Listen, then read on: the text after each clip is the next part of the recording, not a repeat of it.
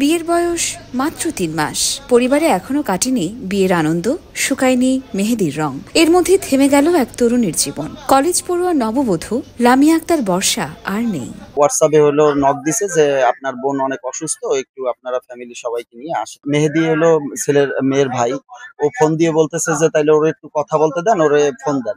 বলে যে না, ওরে ফোন দেওয়া যাবে না, বেশি অসুস্থ, আপনারা ফ্যামিলি নিয়ে আসেন। ও আমারে দুদিন আগে মেসেজ দিয়েছে, আমি তো জব করি, আমার বলতেছে আপু আমার একটা জব খুঁজে দিও, আমি অনেক সমস্যা আছি, আমি একটু জব করে আমি সিয়ামরে নিয়ে, আর স্বামীর নাম সিয়াম, আমি সিয়ামরে নিয়ে আলাদা থাকবো, আমি এখানে থাকবো না। আমি বলছি কি হয়েছে, কিছু হয়েছে? আমার আর কিছু বলে না, কিন্তু আমি শুনতে পাইছি যে ওর হাজবেন্ডের নাকি সপ্তাহখানেক আগে পুলিশে ধরছিল, এ নিয়ে বাসায় ঝামেলা হয়েছে, তারপর থেকে ওর উপরে আরো বেশি এফেক্ট করছে, কিন্তু ওর শাশুড়ি শুরু থেকে ওরে কখনো মানে নাই।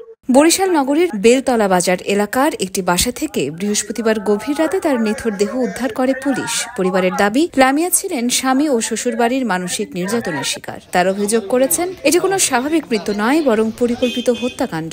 রাতে ফোনে জানানো হয় মেয়ে অসুস্থ, কিন্তু তারা গিয়ে দেখেন সে আর বেঁচে নেই। আমি কি কমু ভাই, ওরে মানুষের মধ্যে তো আল্লাহ বাস করে, ভিতরে একটু বাসলে আমার মাইটা আমার হাতে তুলে দিত, বলে আপনার মাইটা লইয়ে যান, আমি নিতে, আমি জীবনে আমি মনে হচ্ছে আমার মায় নাই, আমার মায়ে বই। এরপর থেকেই স্বামী এবং শ্বশুরবাড়ির লোকজন আত্মগোপনে। পুলিশ জানিয়েছে লাশ ময়নাতদন্তে পাঠানো হয়েছে। রিপোর্টের পর জানা যাবে এটি আত্মহত্যা নাকি হত্যা। একজন শিক্ষিত তরুণী, 3 মাসের সংসার, আর এমন পরিণতি। এটি শুধু এক পরিবারের নয়, সমাজের জন্য এক সতর্কবার্তা।